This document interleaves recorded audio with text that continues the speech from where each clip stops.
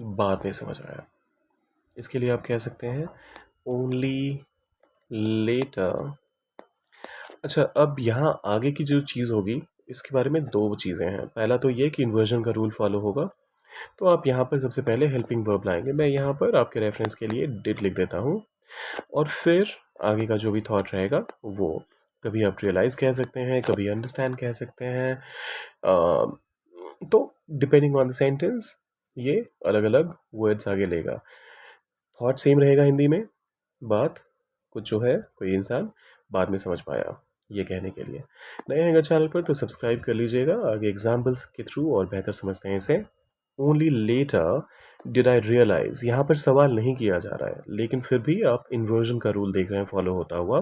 तो कहने का मतलब यह है कि बहुत ज़्यादा एम्फेसिस है इस थॉट पे कि बाद में समझ आया how serious the situation had been, कि स्थिति कितनी गंभीर थी।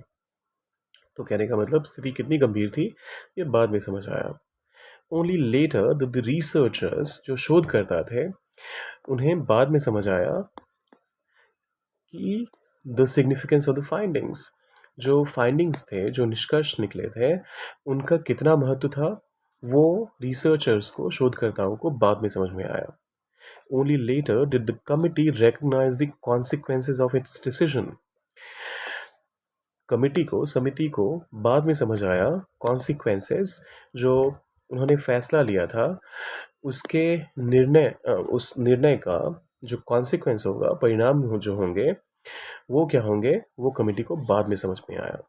Only later did she appreciate her parents advice, सिर्फ मतलब बाद में उसे अपने माता पिता की एडवाइस जो है, जो सलाह थी, उसने उसे अप्रिशिएट किया, उसने उसकी सराहना की।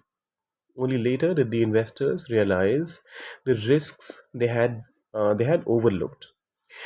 निवेशकों को बाद में समझ आया कि उन्होंने जो जोखिम थे, जिन्हें उन्होंने नज़रअंदाज कर दिया था पहले, वो उन्हें बाद में समझ आया।